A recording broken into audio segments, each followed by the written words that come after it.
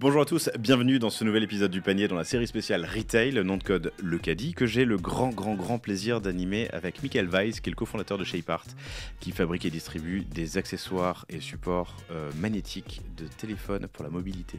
Tout à fait, super bien dit. Salut Laurent. Tu vas bien ? Ouais, plein de forme.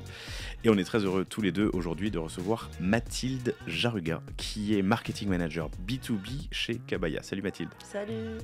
Salut Mathilde.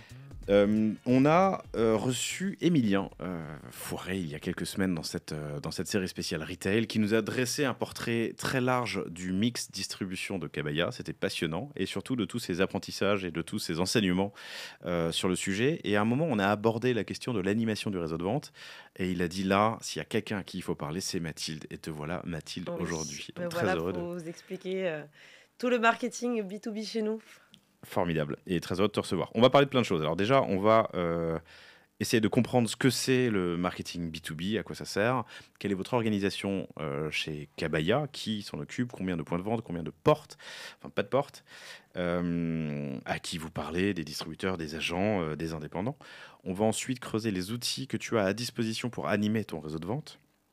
On va parler des canaux de communication, lapsus, que tu utilises, et puis de tes méthodes d'animation et de trade marketing sur les vitrines, les incentives, les challenges de vendeurs, la fidélisation de tes vendeurs, les QCM, bref, tout ce que tu utilises pour animer ton réseau de vente. Et on terminera par des conseils que tu peux donner à quelqu'un qui se lancerait demain ou qui déciderait de commencer à animer ou d'animer mieux en tout cas son réseau de vente. Ça nous fait un beau programme. Très bien. Tu nous arrives du sud en plus. Oui, exprès pour le panier, enfin oui, le caddie. Tout à fait, exprès. Raconte-moi quel est ton objectif en tant que marketing manager B2B chez Kabaya. Attends, pardon, un autre truc que je voulais dire aussi. Kabaya, plusieurs épisodes passionnants. Le premier, il y a presque 2 ans avec Emilien, c'est le numéro 18. Vous me demandez souvent, l'épisode numéro 18. On a fait un catch-up un an et demi plus tard, c'est le numéro 99. Et l'épisode spécifique retail qu'on a animé avec Michael, c'est le numéro 215. Donc, allez les écouter avant, après, mais allez les écouter. Excuse-moi Mathilde, c'est quoi marketing manager B2B, c'est quoi ton objectif ? Alors, l'objectif, ça va être essentiellement de transmettre l'image de marque de Kabaya chez nos revendeurs, de la même manière que nos magasins ou sur notre site internet, et de donner tous les outils à nos clients pour qu'ils vendent au mieux nos produits, en gros. Donc, contrôle de la marque et de l'image de marque, c'est ça ? Oui, voilà, tout à fait. Image de marque, il faut qu'ils aient en possession tous les arguments, enfin, qu'ils aient vraiment tous les éléments pour bien vendre nos produits et refléter notre image de marque de la même manière que nous. Formidable. L'organisation interne chez Kabaya, c'est quoi ? C'est combien de personnes ? C'est qui ? C'est quel rôle ? C'est quelle responsabilité ? L'organisation interne, là, je crois qu'on est proche des 70 maintenant. Kabaya en tout ? En administration. Ouais. Et avec les vendeurs et responsables de magasins, on est 140. D'accord. Et dans vos équipes, dans marketing nos équipes, B2B du coup, moi, je suis rattachée au service commercial B2B. Ouais. Donc, on est 8 à peu près. Donc, on a une team export où ils sont 3-4.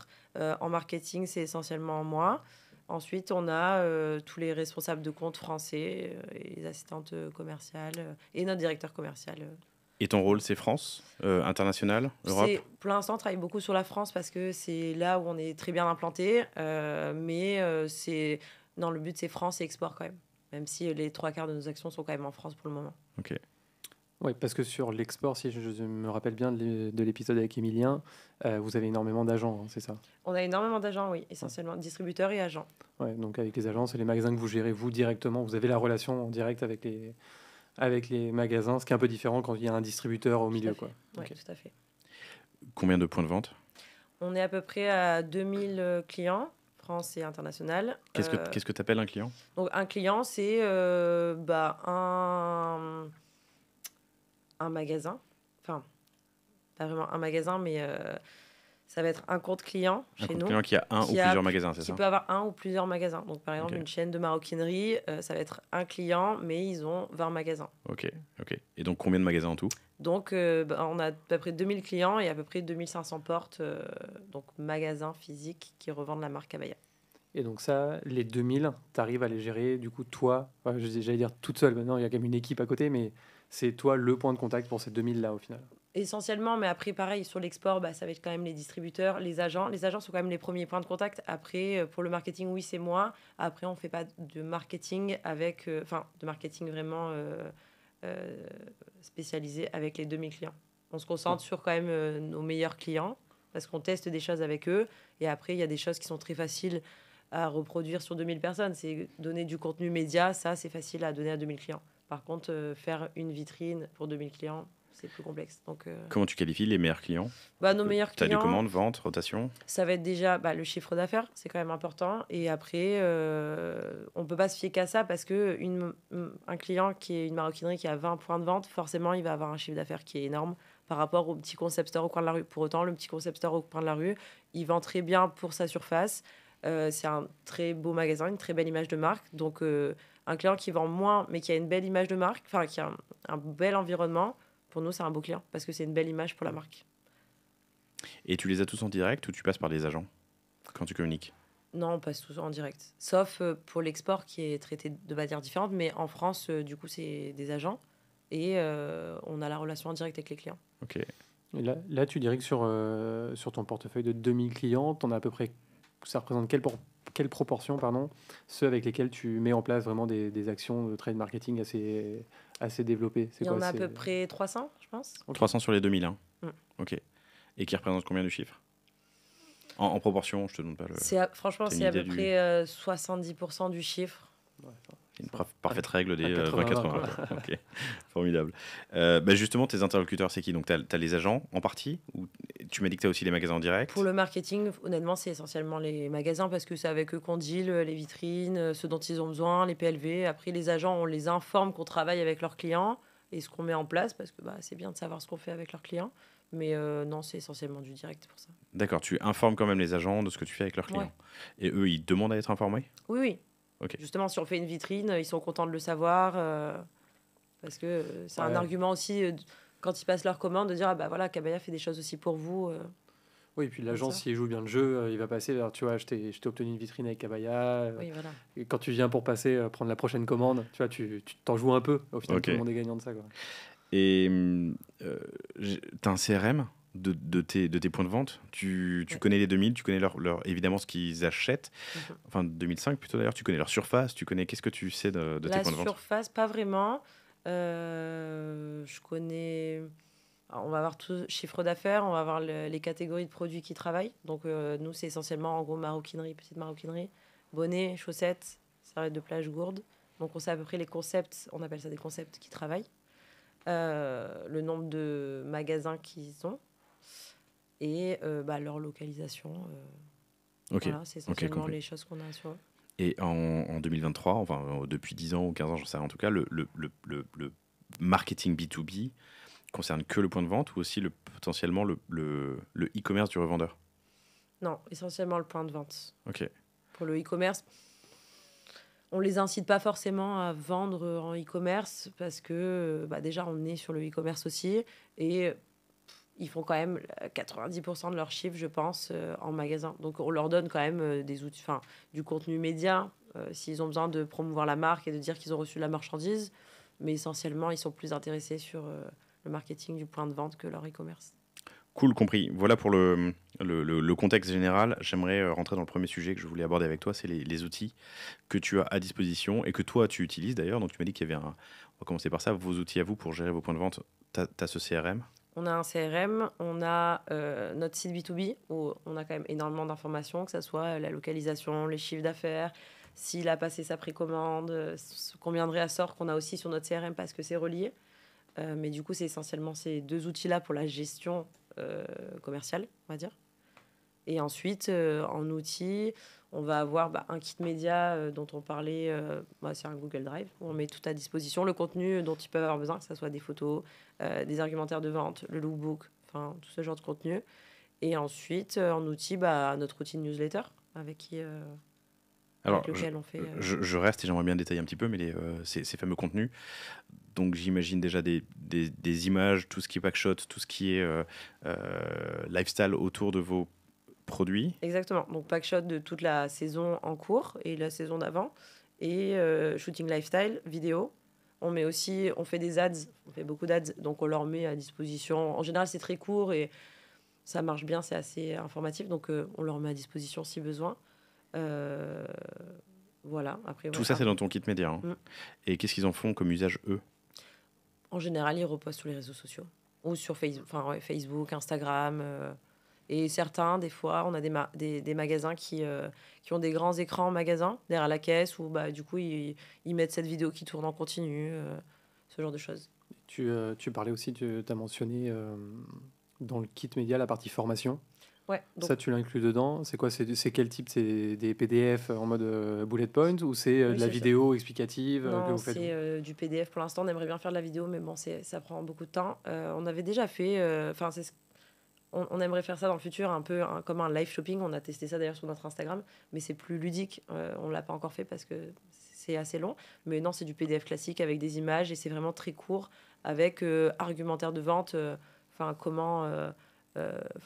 les points les plus importants à savoir et une phrase d'accroche pour le client, pour le vendeur du magasin pour accrocher le client par produit. Et voilà, prendre nos certifications, nos labels, parce que c'est important. On est une marque éco-responsable, donc c'est important. On fait plein d'actions. On a des matières recyclées, etc. Et c'est important que les vendeurs le sachent parce que c'est un argument de pourquoi le client va aussi acheter le produit. Donc fiche produit. Fiche produit. Ok, digital. Digital. Jusqu'à présent, tu n'as pas parlé de papier. Il n'y a pas de papier? Non. Personne ne te le demande? À part le lookbook papier, où on le fait encore parce qu'on a quand même un lookbook papier, qui est aussi un outil de prise de commande. Mais on essaye de tendre au max vers le digital. Quand tu dis c'est un outil de prise de commande, c'est parce que vous avez les références qu'ils peuvent retrouver sur le site B2B et... En fait, ça leur sert de catalogue, quoi. Ouais, c'est un catalogue de collection. Donc, il y en a 2 par an. Donc, printemps-été, automne-hiver, qui sort du coup en janvier et en juillet. Dedans, il y a toute la collection. Et il y a aussi, il y a une première partie, ça va être l'environnement marque, toutes nos actions, les labels qu'on a, nos certifications, comprendre l'écosystème de la marque. Et ensuite, on a vraiment la présentation de tous les produits, tous les coloris. Donc, du coup, si vous connaissez un peu la marque, vous savez qu'on a énormément de coloris. Donc, et on appelle ça des focus techniques. Donc, devant chaque catégorie, on a vraiment toutes les spécificités du produit. Parce qu'une des spécificités de Kabaya, c'est d'avoir des ingéniosités dans nos produits. Donc, il faut que les clients les connaissent et que ça leur donne envie d'acheter. Donc, on explique tout ça, toutes les coloris. Et du coup, ça leur permet de découvrir la collection, le nouvel environnement, etc. Et les agents vont s'en servir aussi pour prendre leurs commandes parfois quand ils reçoivent les clients dans leur showroom. Souvent, il y en a beaucoup qui aiment bien noter sur le catalogue. C'est un ordre spécifique. Ça va être le même ordre sur notre site B2B. Tout est fait pour simplifier la prise de commande. Donc, c'est et marketing et commercial. Mais c'est une des seules choses papier qui reste aujourd'hui parce que c'est quand même important pour les clients de l'avoir. Il y en a qui sont satisfaits avec le digital. Mais ça, on le retrouve aussi sur toute la partie salon. Hein. À chaque fois, il faut le papier, il faut toujours... On a beau expliquer, non, on n'imprime plus. Nous, on fait la même chose, on n'imprime plus aucun flyer, catalogue. Maintenant, on ne va pas imprimer, en fait, tout est digital. C'est plus simple, c'est mieux pour tout le monde. Mais ça, c'est le côté à l'ancienne du wholesale et du retail. C'est non, mais il faut un truc physique, il faut que je puisse toucher. Il faut c'est pas Emilien qui nous parlait de ses prises de commande qu'il avait sur des coins de table que les mecs prenaient en photo et lui envoyaient en disant voilà, je te commande 200 sacs. Ça nous est encore arrivé la semaine dernière. Je sais plus si c'était avec l'épisode avec Morphée ou avec. Peut-être, mais ça, moi, ça m'arrive encore très régulièrement. Le mec m'envoie des photos d'un truc qu'ils ont griffonné ou un texto, un truc. Elle est là, la preuve. Ouais, non, mais c'est ça. Bon, sur des petites commandes, en vrai. Oui, et si tu les connais, j'imagine que. Oui, c'est pas bien grave. Donc, fiches, certification. Est-ce que tu les aides à communiquer autour des produits? Est-ce qu'il y a un argumentaire de vente? Oui, justement. Fiche produit, argumentaire de vente, les phrases d'accroche, toutes les spécificités. Et ensuite, on a aussi fait un QCM récemment. C'est très court, je pense que ça doit prendre 3-4 minutes, il doit y avoir 11-12 questions. C'est spécifique à un produit et ça permet de tester les connaissances du vendeur. Donc c'est bien pour les chaînes de magasins où c'est les directeurs de magasins qui incitent leurs vendeurs à répondre à ce questionnaire. C'est facile, il n'y a pas de questions pièges, mais c'est pour tester les connaissances du vendeur parce que parfois ils pensent connaître tous les argumentaires du produit alors que non. Et du coup, ça permet de leur apprendre de manière ludique à vendre le produit. Il y a un truc à gagner ou... Non, il n'y a rien à gagner pour l'instant, mais ça permet aussi aux responsables du magasin de voir si ces vendeurs jouent le jeu et se forment. Donc, c'est pas, on n'a pas de système de notes ou quoi que ce soit, mais du coup, on peut fournir au directeur du magasin, OK, bon, bah, sur tes 50 vendeurs, il y en a 25 qui ont joué le jeu. On a la liste, tiens, il te reste 25 personnes qui n'ont pas eu le temps, incite-les à le faire parce que c'est bénéfique pour tout le monde. Mais alors, juste pour comprendre la chaîne, le QCM, tu le crées sur quel outil et comment tu t'assures que les vendeurs du revendeur le remplissent? On le crée sur Typeform, Ouais. Ok, très bien. facile. Outils en ligne, Voilà. pas très cher, ça dépend, mais bref, Même gratuit pratique. si on veut. Alors, Moins, gratuit si on veut. moins brandé, mais Moins gratuit brandé, si on veut. On a, ouais, Typeform. Donc tu crées ton formulaire sur On Typeform, a à enfin peu dans le près QCM. 11-12 questions avec une ou deux réponses. Et à chaque mauvaise réponse ou bonne réponse, il y a le petit texte après qui arrive en disant OK, bon, bah, c'est la bonne réponse, on te met un peu plus de détails. Ou non, c'est la mauvaise réponse et on te met aussi le détail. Mais on fait en sorte que ça soit très court parce qu'on n'a pas envie que ce soit une formation d'une demi-heure, c'est pas le but. Donc voilà, et après on le fait pas, on l'envoie pas à tout le monde, on cible, c'est assez récent, donc on cible des chaînes de magasins. Ouais, c'est plutôt les grandes. Enfin, On teste avec des chaînes qui ont 5-6 magasins. ouais, Et on est en relation avec le directeur du magasin. On lui dit, bon, bah voilà, le QCM à tes vendeurs. Lui, il me dit, bah j'ai 25 vendeurs qui doivent le faire. Et du coup, bah, au bout d'une semaine et demie, on lui dit, OK, bah, j'ai 30 personnes qui ont fait. On a la liste des inscrits parce que les gens doivent mettre leur nom. On n'a pas forcément de résultats, c'est pas le but, mais au moins on voit qui a participé. Mais c'est pas du flicage. Le but, c'est que bah, ils développent leurs connaissances et tout le monde soit content. Attends, j'ai raté l'épisode. Comment tu l'envoies au vendeur? C'est un lien, en fait. C'est un lien, donc c'est le patron d'un Oui, magasin voilà, qui tout à va fait. le renvoyer lui-même à son C'est équipe. le responsable Oui, du d'accord. magasin qui diffuse à ses équipes. On peut l'envoyer en direct s'il nous donne les emails, mais en Mais toi, général, tu les as pas en général, j'imagine. bah, on les a parce qu'ils nous contactent pour faire des réassorts ou quand ils ont des questions sur les SAV. Les vendeurs du magasin nous contactent, mais pour être sûr de rater personne, c'est mieux de passer par le directeur du magasin. Ok, Il envoie ses vendeurs, ses différents points de vente. ok. Tout à l'heure, tu as dit que tu vérifiais, que tu mesurais le nombre de vendeurs qui avaient répondu. Ça veut dire que tu as cette information. Dans Euh, le point de vente A, il y a 25 vendeurs c'est en lui qui en va me le magasin. donner. Il C'est va me lui qui dire, te le OK, donne. j'ai une cible de 25 vendeurs. Et du coup, moi, je peux voir, parce que quand ils remplissent le formulaire, au début, ils mettent leur nom et leur point de vente. Donc, je sais que sur Amiens, il y a 5 personnes qui ont joué le jeu. Sur Lille, il y en a 2. Et du coup, lui, bah, ça lui permet de savoir qui a Ça fait la marche bien formation. quand tu as des enseignes qui sont bien structurées. Mm. Dès que c'est un peu moins structuré, c'est un peu plus galère. Et Un peu de bricolage, quoi. un peu plus de bricolage, et c'est là où tu peux en venir un peu à la formation en physique, hein. Tout simplement d'aller trouver le moment où tu sais que toute l'équipe de vendeurs va être sur une journée de formation avec une très grosse marque, tu essayes de te greffer, ou sur un lancement de saison, les grosses réunions, tu essayes de te greffer à un moment où tu sais que tu auras toute l'équipe, mais tu y vas en physique. Nous, c'est ce qu'on fait régulièrement parce que tous les vendeurs n'ont pas forcément le mail, ou des fois il y a pas mal d'enseignes où c'est un mail pour toute l'équipe de vente. Donc tu sais pas trop qui, quoi, comment. C'est beau d'avoir des belles enseignes comme ça, mais c'est vrai que sur les plus petits ou ceux qui sont moins bien organisés, c'est la débrouille après. Ouais. Après, C'est toi qui faisais, pardon, excuse-moi, c'est toi qui faisais tu allais dans une ville avec, je sais plus, des alternants ou ton associé, vous preniez des trottinettes et vous faisiez le tour de tous les... TGV Max, trottinette électrique, ouais, Ouais, on a ouvert quasiment 700 magasins comme ça. Et ouais, bien sûr. Et on faisait pareil pour les formations et on essayait. Nous, on travaille par exemple très bien avec une enseigne qui s'appelle Intersport. Effectivement, tu as plusieurs vendeurs dans différents magasins. Souvent, les mails, c'est des mails génériques. C'est pas évident d'aller pousser du contenu. Donc, du coup, on essaye de se greffer. Journée de formation, on sait que tous les magasins vont se rejoindre pendant 2 jours parce que c'est leur séminaire ou quoi que ce soit. Et là, on essaye de gratter 5 ou 10 minutes, puisqu'on est petit. Quand c'est Kebaya, ce sera peut-être plus 20 ou 30 minutes, tu vois. Et on essaye de les former comme ça en physique au moment où ils sont tous réunis ensemble. Ouais. Mathilde, t'allais dire quelque chose, je t'ai coupé la non, c'est parole. sûr que c'est dur de mesurer qui lit vraiment. Ouais. Bon, là, on le sait parce que c'est un questionnaire, mais on le fait pas avec tout le monde. On le fait que pour l'instant avec des chaînes de magasins, mais on peut pas mesurer le nombre de personnes qui lisent vraiment. C'est très bien que les gens lisent pas vraiment ce qu'on leur envoie. Mais du coup, là, techniquement, on couple ça avec des jeux concours entre les points de vente. Donc, les vendeurs qui font le meilleur pourcentage, la meilleure évolution des ventes sur une certaine période gagnent des lots Cabaya. Et donc là, ils sont en demande de formation eux-mêmes, en fait. Donc là, ça marche bien dans ce genre de mécanisme de jeu entre magasins. C'est plus facile. Cool, pas mal de sujets que tu as abordés et pas dans l'ordre, donc je suis complètement perdu dans, dans mes fiches, mais c'est pas grave. challenge et formation. Formation, je rebondis juste sur ce que disait Mickaël. Est-ce que vous faites ça? Vous avez une équipe qui se déplace sur le terrain? Non, on tout, n'est en, pas- tout en distanciel.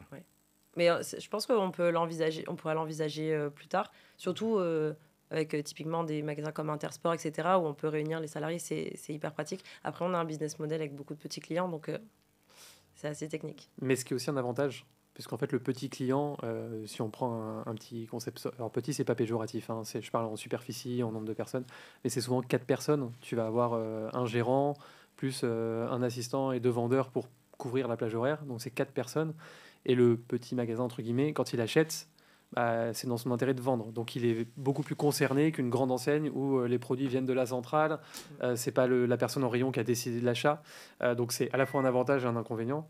Mais je pense qu'à terme, ouais, c'est possible, vu la taille de Cabaya, que vous arriviez à un modèle de marque encore plus grosse qui fait où ils ont les commerciaux et les formateurs. Et on a 2 équipes en parallèle. Ça arrive. C'est un peu la suite logique. Donc, Puis c'est intéressant de rencontrer les équipes, autant pour eux que pour nous. Ça nous rapproche aussi de notre relation client et on est vachement en demande d'être hyper proche d'eux. Donc ça va dans ce sens-là. Donc, Ouais. Ok pour la formation. Et l'autre sujet que tu as abordé, c'était les challenges. Et vendeurs, où c'est au sein d'une enseigne, au sein de plusieurs... c'est sur une zone géographique. Comment est-ce que vous l'organisez? c'est au sein d'une enseigne, donc on fait ça notamment avec un magasin comme Black Store. On a plus de 80 magasins en France. On va leur proposer sur une période donnée, donc en général l'été, avant la rentrée scolaire, on va leur dire vous avez 1 mois pour faire les meilleures ventes. Donc on calcule la meilleure progression des ventes par magasin, parce qu'il y en a qui ont des superficies différentes, etc. Donc on calcule la meilleure progression par rapport à l'année d'avant. Enfin, la meilleure progression sur cette période, il me semble. Et du coup, l'équipe de vendeurs qui a fait cette meilleure progression, donc je crois qu'il y a quand même 3 magasins gagnants, ils reçoivent un lot Cabaya. Ça va être la panoplie, sac, bonnet, chaussettes. Donc ça, c'est quelque chose qu'on fait. Alors, question de néophyte peut-être, mais toi, tu n'as que l'information sell-in, tu n'as pas l'information sell-out. Donc la meilleure progression des ventes sur les commandes qui te passent à toi. Non, sur ce qu'ils vendent, non, j'ai l'information. Ils nous envoient des données de ce qu'ils ont vendu. Ok. Ouais, ça c'est important. Et juste un petit détail, parce que ça peut paraître un peu bête, mais c'est hyper important de le faire sur la progression, plus que sur des chiffres donnés. Il faut faire 100 sacs. Puisqu'en fait, d'une ville à l'autre, les superficies sont très différentes. Un magasin qui bosse la marque depuis 5 ans versus celui qui la bosse depuis 6 mois, les évolutions seront différentes. Ça, moi, je l'ai expérimenté dans le passé, où tu fais les petites erreurs de dire, ouais, allez, tu as un objectif chiffré, numéraire. Non, en fait, rémunérer la progression, c'est le plus juste. Et surtout, le fait que ce soit de la progression, en fait, c'est la progression qui va financer derrière l'opération. C'est le gain de marge que tu vas faire qui va financer l'opération commerciale. Parce que, mine de rien, je pense que ça représente quand même un coût pour la marque. Je ne sais pas comment vous avez articulé ça, par exemple, avec Black Store, sur l'organisation, le financement de ce type d'OP. Finalement, on n'a pas grand-chose à financer pour ce genre d'opération parce que c'est des challenges entre équipes de vente. Donc finalement, à part leur donner des lots quand ils ont gagné, c'est tout ce que ça nous coûte. On leur envoie des lots. Et t'as quoi comme type de retour? Ça les amuse, ça les excite, il y en a qui s'en foutent. Non, franchement, ça marche super bien. On est super contents tous les ans. Après, on augmente notre chiffre d'affaires tous les ans, nos objectifs. Donc on est sur une forte progression à la base. Mais globalement, non, ça marche très bien. Les équipes sont super contentes. Et puis des fois, quand il y a des équipes un peu ex-aequo, on fait toujours des efforts. On leur donne quand même des cadeaux. Donc non, franchement, on a des super retours. Et ça doit faire, je pense, 2-3 fois qu'on fait ce genre de concours. On a 3-4 grosses chaînes de magasins en France avec qui on le fait. Okay. Et on continue à le faire. On en fait encore une cet été. Très content. Et c'est pas énormément de préparation parce que on envoie tous les arguments de vente aux vendeurs justement parce qu'ils sont en demande d'être formés pour bien vendre et gagner le concours.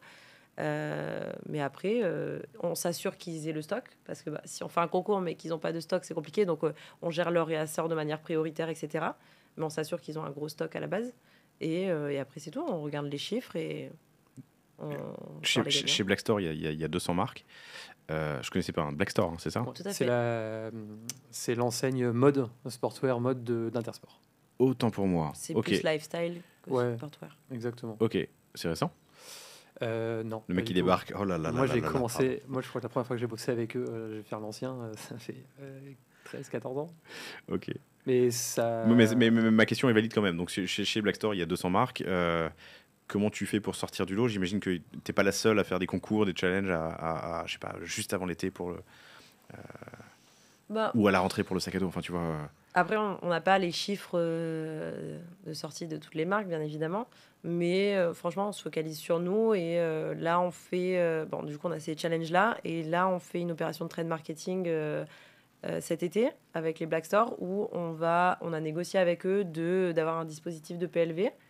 Pendant un mois, on aura un jeu concours où tous les clients du Black Store ont le droit de scanner un QR code à l'entrée du magasin pour Ouais. tenter de remporter un lot Cabaya. Donc le client rentre, dans le meilleur des cas, il scanne le QR code à l'entrée, il voit qu'il a gagné un sac à dos sous réserve d'achat Cabaya. Donc là, du coup, le but, c'est de gagner en visibilité et en notoriété et le diriger vers le stand. Il va se dire, OK, j'ai gagné un sac à dos, même si je connais pas la marque, je vais voir quand même de quoi il s'agit. Donc le but, c'est de les diriger vers le stand et voilà, de gagner en autorité.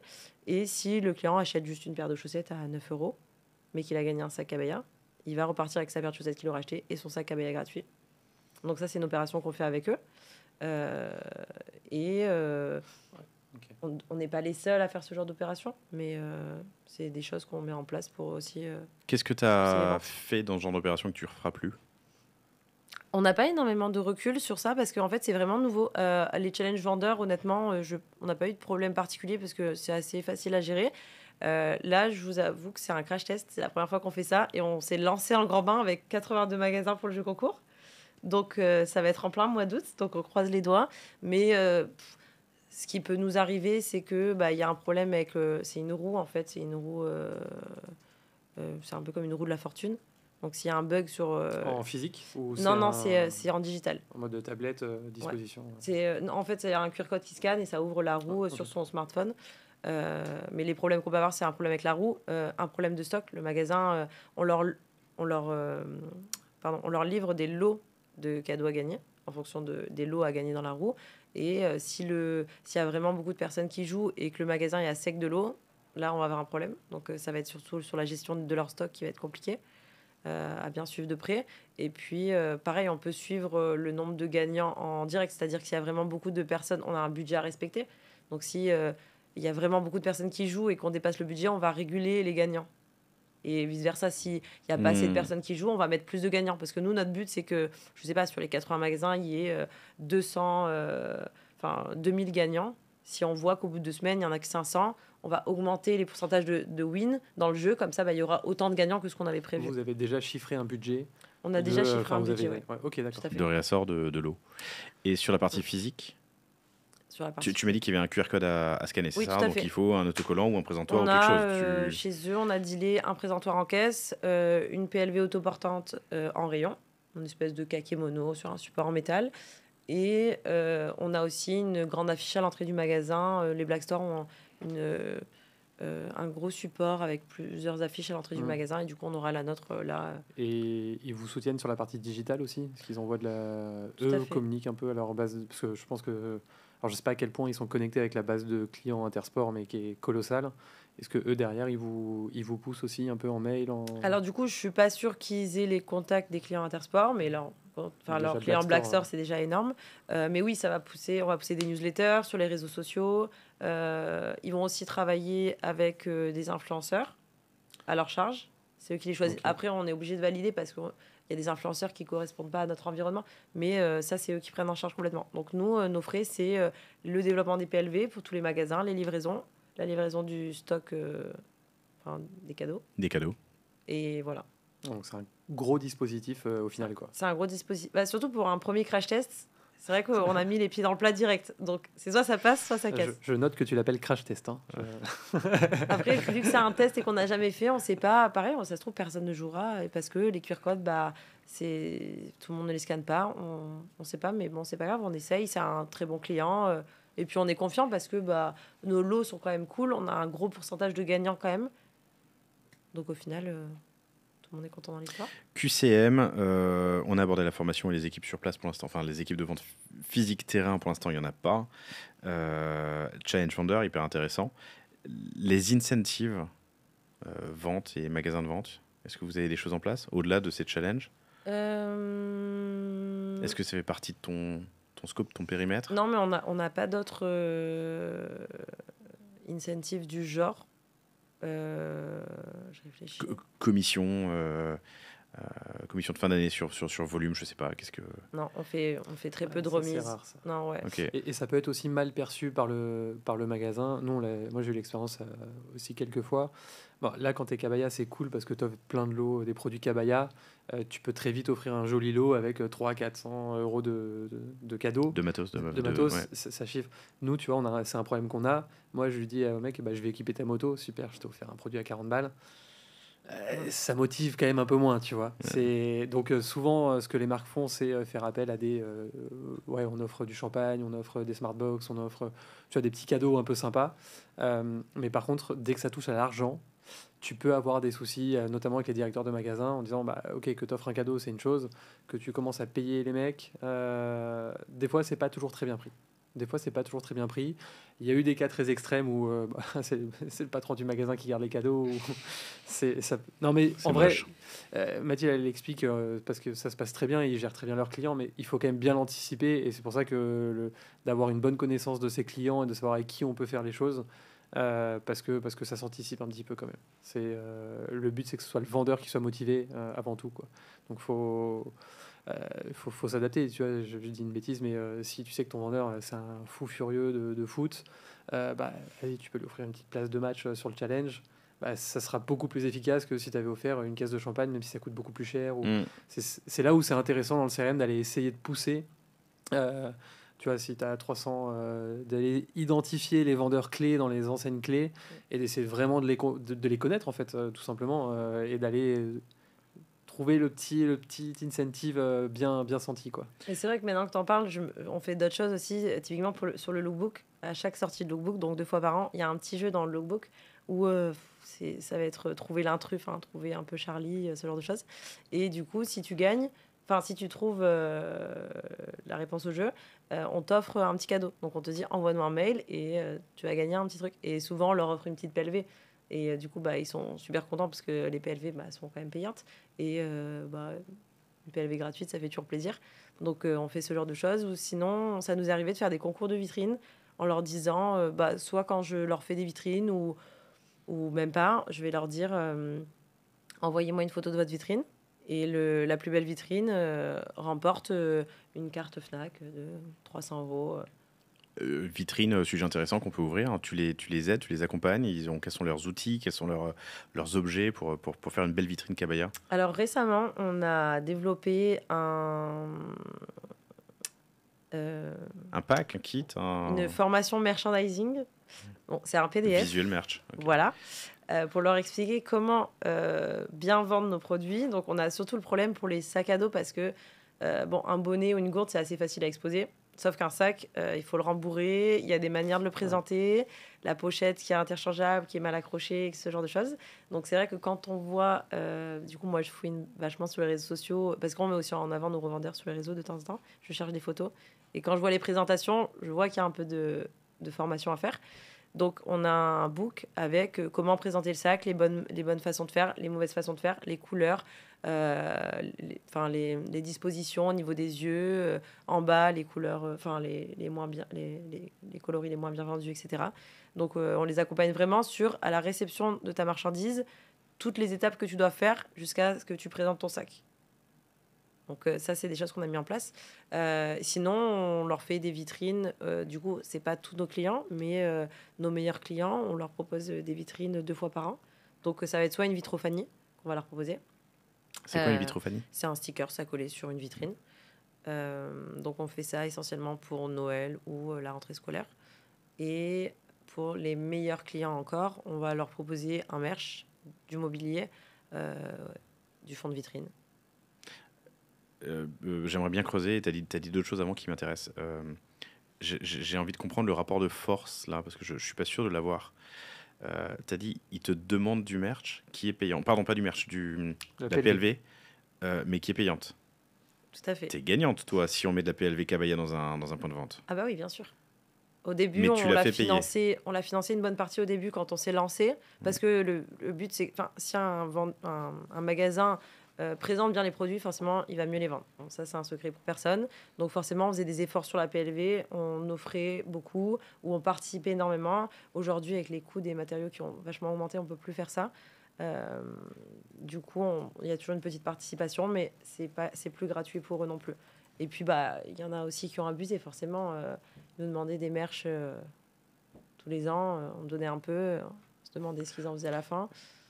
Et donc ça c'est le premier point. Le deuxième point maintenant, c'est donc que tu choisis les meilleurs revendeurs à qui tu vas offrir une vitrine. Tout à fait. Mais là, du coup, c'est pas de la PLV classique, c'est vraiment de la PLV en relation avec le thème du moment. Bref, si c'est Noël, ça va pas être du merch disponible sur notre site B2B à la commande, ça va être vraiment quelque chose qu'on a décidé. On présente la vitrine au client, en lui disant bon voilà ce qu'on a envie de faire dans ta vitrine. Et bah, en général, ils nous disent oui, ils sont assez contents de ce qu'on propose. Et là, une fois de plus, je pose la question du rapport de force. Moi, j'ai l'impression que la vitrine, c'est un peu le prize money du magasin. C'est ce qu'ils appellent quand tu passes devant, en fait, Tout à et fait. qui te donne envie de rentrer. Et là, c'est toi qui es en position de force, du coup Ou Bah, c'est parce que tu es Cabaya que tu es en position de force? Enfin, j'imagine qu'il y a aussi ça. Parce Hein. que la marque, La marque est forte, quoi. ouais, la marque est forte, elle est. Ouais. la marque se vend bien, donc les clients sont contents de la mettre encore plus en avant. Alors là, clairement, on leur offre une vitrine gratuitement. Donc ils se disent, bah, super, je vais avoir une super belle vitrine. Nous, notre intérêt, c'est évidemment qu'ils mettent du Cabaya en vitrine. Parce que s'il y a un gros sticker, ce qui prend toute la vitrine, bah, en général, ils mettent du Cabaya derrière, évidemment. Donc eux, ils sont contents parce qu'ils sont valorisés, parce qu'on ne le fait pas à tout le monde. On le fait qu'à certains clients. Donc ils se sentent valorisés. C'est beau aussi, en général. On fait quand même des vitrines assez esthétiques. Et bah, nous, derrière, on a une vitrine Cabaya, donc on est content. Et après, faut pas. Parce que là, tout ce que tu dis depuis tout à l'heure, ça semble naturel, hein, mais il faut pas oublier qu'il y a pas tant de marques que ça qui vont proposer des vitrines non plus. Hein.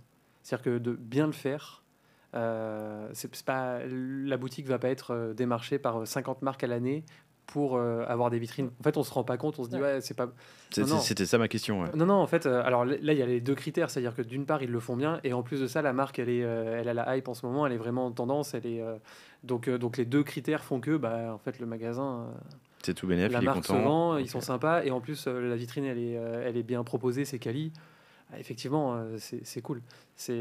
Là où c'est plus dur, c'est sur la PLV, de faire payer les PLV. La réalité, voilà, encore une fois, dans leur cas, ça marche bien. Je te prends notre cas.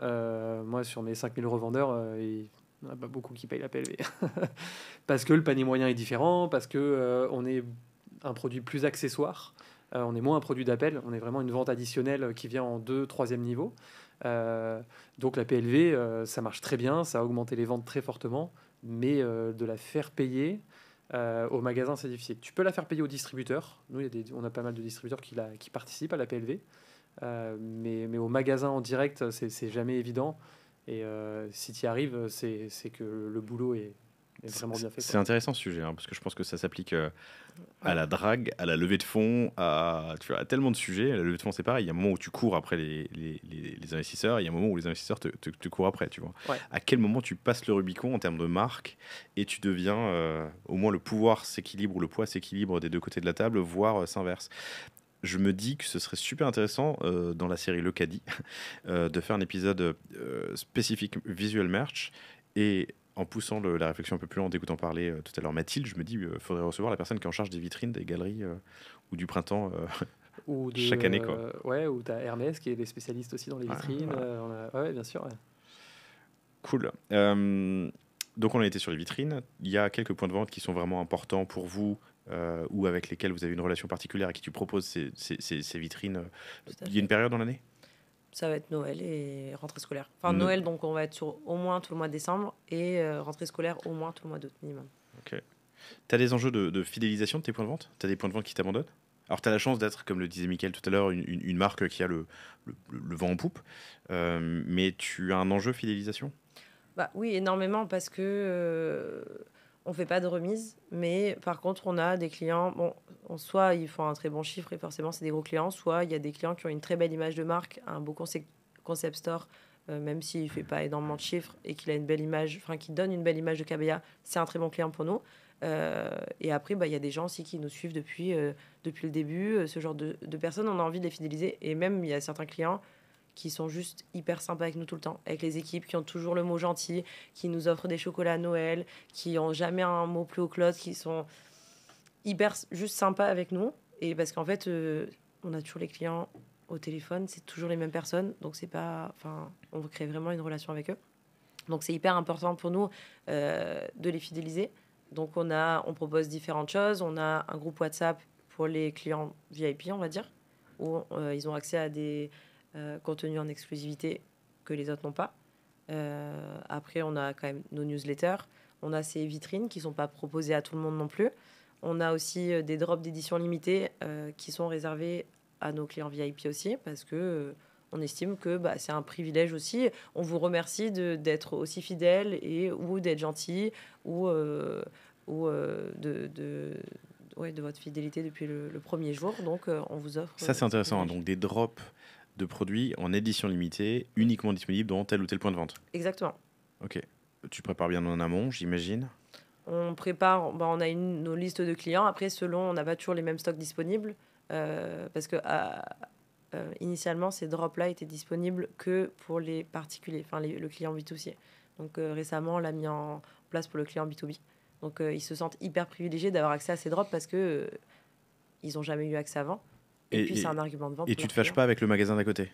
Enfin, quand tu as le magasin A qui a le droit au drop et vous communiquez en plus, j'imagine, dessus sur les réseaux sociaux, et le magasin B à côté qui n'a pas les produits. Alors, déjà, on communique pas vraiment sur nos réseaux sociaux. On fait pas trop la pub de nos revendeurs. Okay. La seule chose qu'on fait, c'est qu'on les met en avant. On a un guide sur Instagram. On les met en avant, mais on communique pas plus que ça. Honnêtement, on n'a pas trop de soucis. Il y en a qui comprennent pas pourquoi ils l'ont pas. Mais après, ils peuvent comprendre aussi qu'il y a certains clients qui ont un statut de fidélité. Ouais, mais ça c'est assez classique. Okay. Au contraire, ça peut être un outil de motivation en disant ouais, mais fais un peu plus. Vends plus. Voilà. Vends plus. C'est ça, mais c'est comme les conditions commerciales. C'est énormément de marques. Les conditions commerciales de l'année N sont basées sur les résultats de l'année N-1. Et plus tu achètes, plus tu as une remise qui est importante. Donc oui, le magasin en face, il a une meilleure remise, mais c'est parce qu'il achète plus. Donc à toi de pousser la marque. Ça, après, c'est un arbitrage là-dessus. Il n'y a pas trop de friction. Ouais. On a toujours qui râle, mais ils comprennent. Puis c'est partout pareil. Et même en B2C, quand on est un client d'une marque et qu'on achète beaucoup, on a des privilèges. Ils le savent. Ok, compris. Il y a une question que je voulais te poser tout à l'heure, c'est la mesure. Juste sur les outils que tu as à disposition, en tout cas les contenus. Tu en as sur le site web et tu peux mesurer des clics ou des downloads, j'imagine, mais sur ton drive, tu as un moyen de savoir ce qui plaît, ce qui est utilisé, ce qui ne l'est pas? Non, honnêtement, non. J'ai pas de moyen de mesurer le nombre de téléchargements, quoi que ce soit. Par contre, comme je regarde assez souvent les réseaux sociaux pour voir nos revendeurs qui publient sur nous, je vois ce qu'ils publient. Donc, du coup, je sais s'ils prennent plus des shootings, les packshots, etc. Bon, après, les packshots sur leur site internet, de toute façon, ils en ont besoin. Mais non, c'est surtout sur les réseaux sociaux, je me rends compte de ce qu'ils utilisent. Mais j'ai pas de moyen de mesurer réellement ce qui plaît le plus ou pas. Ok. On l'a touché du doigt à l'instant, les outils que tu as pour communiquer avec eux. Enfin, pas les outils, les canaux justement de communication. Donc, tu as parlé du site web B2B. Tout à fait. C'est sous ta responsabilité? Oui. Ok. Des particularités à savoir? Particularité, c'est intéressant pour voir les comportements d'achat. Combien de temps ils restent sur le site, les articles qui leur plaisent le plus ou les coloris qui plaisent plus selon les pays. C'est un Shopify? Enfin, c'est une extension de ton Shopify ou c'est un développement propre? Non, c'est un prestataire qui s'appelle le New Black. Ok. Et spécificité, c'est assez classique. C'est pas aussi poussé qu'un Shopify. L'expérience est un poil moins bien qu'un B2C parce qu'il y a beaucoup moins de customisation possible, etc. Après, l'essentiel y est. Vous poussez sur votre B2B, vous poussez tout l'upsell et le cross-sell ou pas? Avec The New Black, vous pouvez le faire ou pas? On peut le faire. Moi, je le fais. Je l'ai testé vachement sur les PLV. Ça a bien marché. Okay. Du coup, si tu es sur les sacs, tu vas avoir les PLV avec les sacs. Et les clients ne pensent pas forcément des fois aller voir les merchandising disponibles. Donc là, ils les voient. Et j'ai vu que j'avais fait une bonne progression grâce à ça. Donc je le fais essentiellement pour ça. Ok. J'envoie l'information à Julia, pardon, parce qu'on en parlait récemment. Tu as quelques outils comme ça qui permettent de le faire. Mais Shopify pousse fort sur le sujet, non? Alors, Shopify pousse fort sur le sujet. Ils sont en train de le mettre en place, ouais. Il y a déjà des choses qui sont mises en place. Après, on en revient toujours au même sur tu donnes tout à Shopify ou tu donnes tout à tel acteur. comment tu veux contrôler et puis pareil, tu vois, alors ça il faudrait creuser, mais comment ils le facturent. Parce que Shopify prend un pourcentage de vente en B2C. S'ils commencent à prendre un pourcentage de vente en B2B, et dans quelle proportion alors, je pense qu'ils ont étudié le sujet, hein, mais par rapport à une solution custom et qui peut aussi se brancher sur ton ERP, parce qu'il y a ça aussi qui peut être intéressant, d'aller brancher ton shop B2B sur tes stocks logistiques, ton logiciel finance. Donc, ouais, il y a pas mal de solutions qui existent. Je pense qu'il faut aussi poser le pour et le contre de tout est lié au même endroit et sans prise de tête et pas de nouveaux connecteurs à mettre en place versus justement ce qu'ils vont prendre en commission. Quoi. Ouais, okay. C'est pour ça, non, c'est un sujet qui se travaille vraiment. Et puis après, tu peux le lier aussi aux prises de commandes sur la route pour tes agents et pour tes commerciaux. Avec le catalogue où tu scannes et ça renvoie directement. Enfin, Vous avez quoi, vous? Alors, nous, maintenant, on traite plus aucun client en direct. On passe uniquement par des distributeurs. Je te vois sourire. Hein, mais non, mais zéro prise de tête ou moins de zéro prise de tête. Non, on fait tout. Moins de marge. Ouais, bien sûr. Mais en fait, de toute façon, c'est toujours pareil. T'en fais moins, tu donnes plus aux autres, tu assumes plus de fonctions de la distribution, tu as plus de marge. Donc, nous, on passe 100% de la distribution par des distributeurs. Donc, c'est eux qui le gèrent. Et là, on a tout.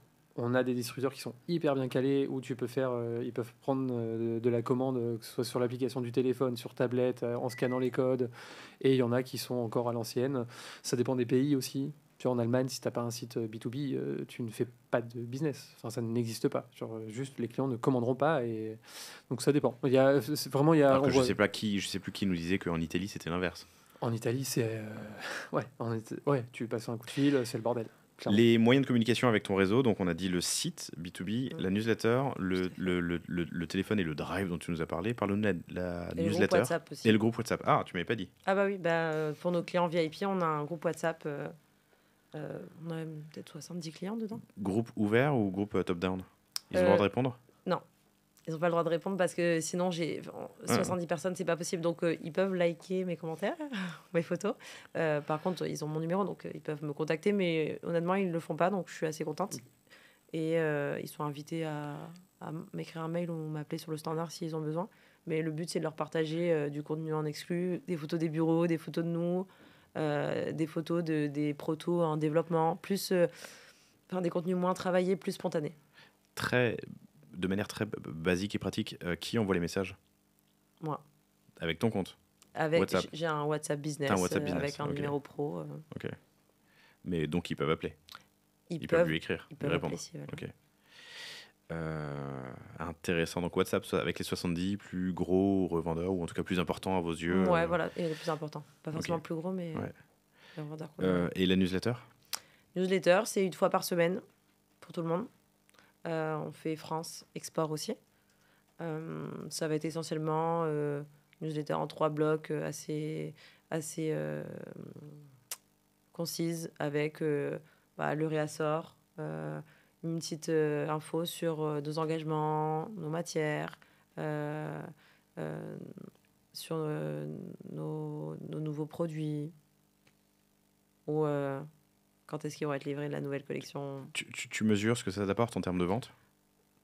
En vente, c'est assez compliqué parce que c'est pas relié à notre site B2B. T'as pas de pic le lendemain ou le... Franchement, non.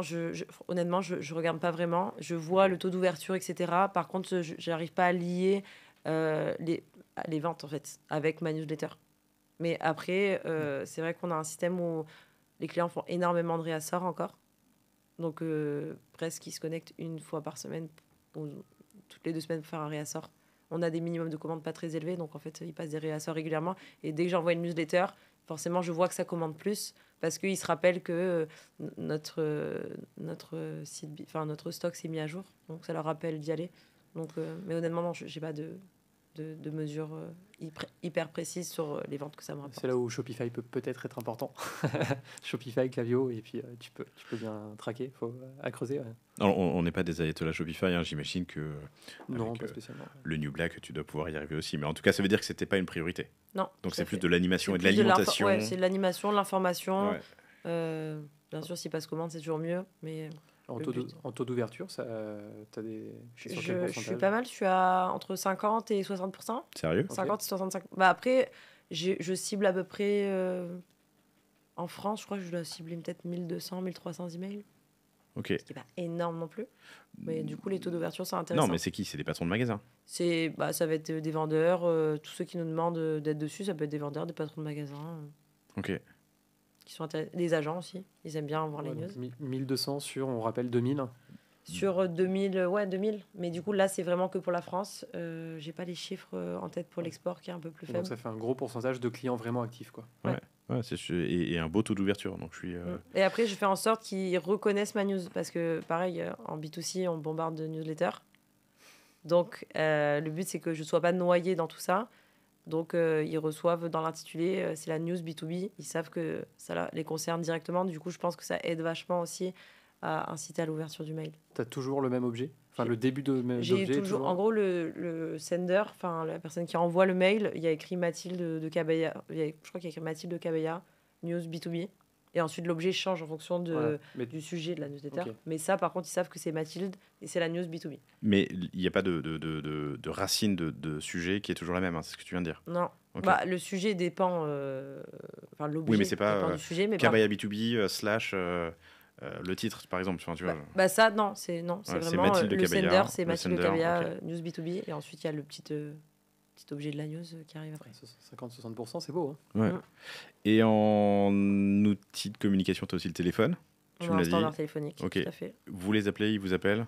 Les deux, tout à fait. On est ouvert toute la journée, 5 jours sur 7. Et là-dessus, des apprentissages, des enseignements, vous poussez quand il y a une newsletter ou une opération spéciale avec en plus du téléphone et en plus du WhatsApp et en plus de la newsletter, tu vois ce que je veux dire? Ils ont peut-être pas envie d'être emmerdés. J'imagine qu'un patron de magasin, il a peut-être pas envie d'être emmerdé au téléphone. Non, franchement, non. On les appelle rarement, sauf quand c'est un sujet important. Peut-être si c'est pour une opération marketing ou on a besoin, ça nous arrive d'appeler nos clients, nos gros clients, pour avoir un retour sur la valise, comment ça se vend, quand on essaye d'avoir des informations sur un lancement de produit qu'on est en train de faire. Mais sinon, non, c'est eux qui nous appellent. En général, ils ont un problème quand ils nous appellent, ou ils ont besoin d'une information, ils ont besoin de savoir quand leur commande arrive, ils ont un SAV. Tu as les agents aussi hein, qui font un peu de... J'imagine qui peuvent aussi faire tampon sur certaines... On essaye de les renvoyer au max vers leurs agents. Ouais. Que ça soit parce qu'ils ont accès à beaucoup d'informations. Donc, techniquement, ils peuvent leur répondre dans 80% des cas. Donc, ils appellent soit nous, soit notre agent. Mais honnêtement, c'est quand ils ont un problème, une demande sur une facture ou quoi que ce soit. Mais c'est tout. Nous, on les appelle jamais, on les démarche pas comme ça. C'est pas la peine. Franchement. Ok. Compris. Eh ben, écoute, ça nous fait un super tour de tes sujets.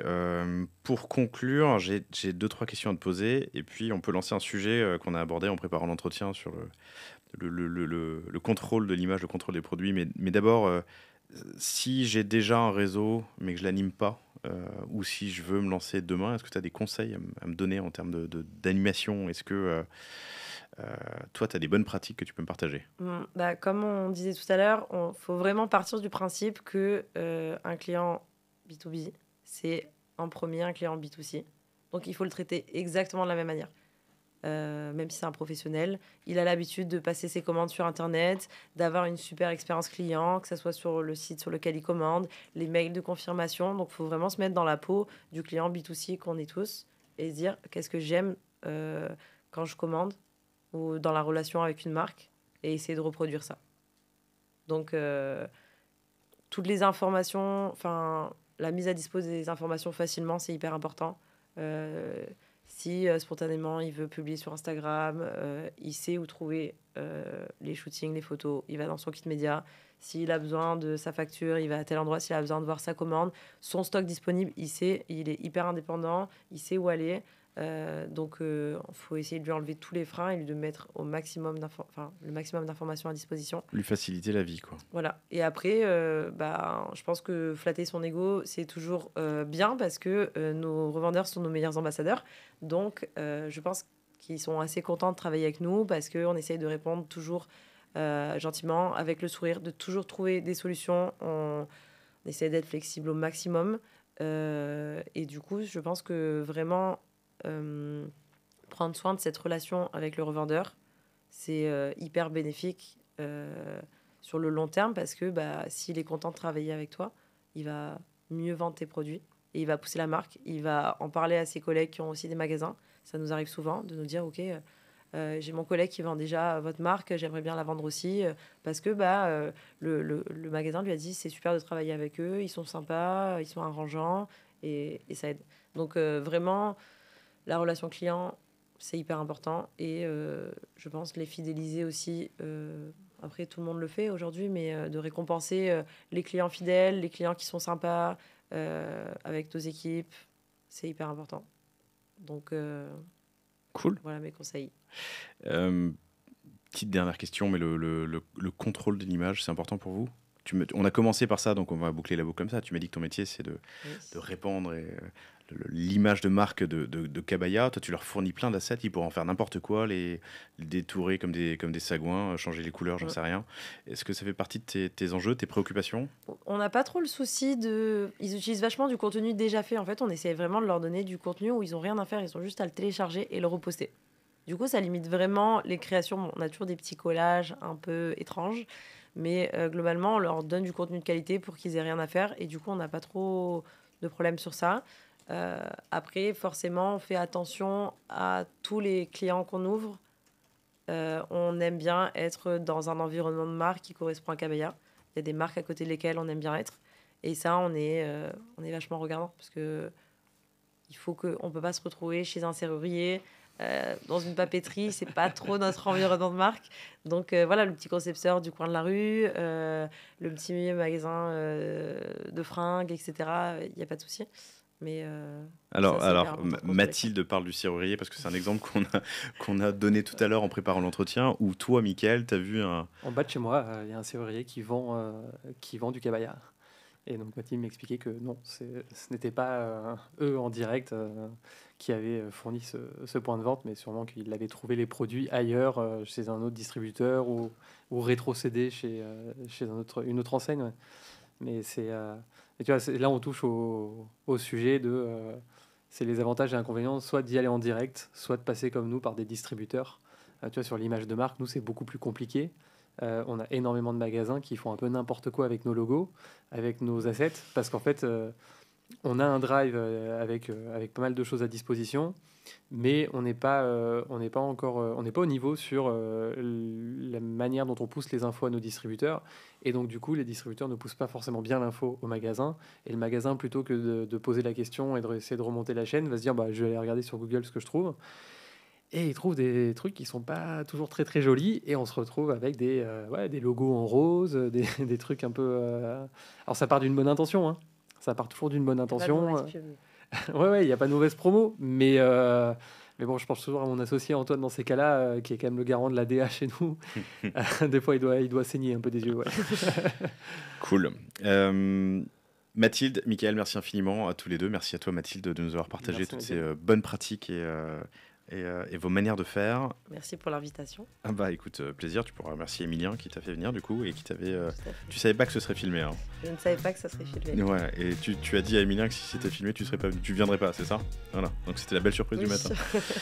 Si vous avez des questions, vous retrouvez Mathilde Jaruga, Jaruga sur LinkedIn, et évidemment aller faire un tour sur kabaya.fr ou dans une boutique, un revendeur, pour comprendre tout ce dont on vient de parler. Merci. Salut. Merci. Salut.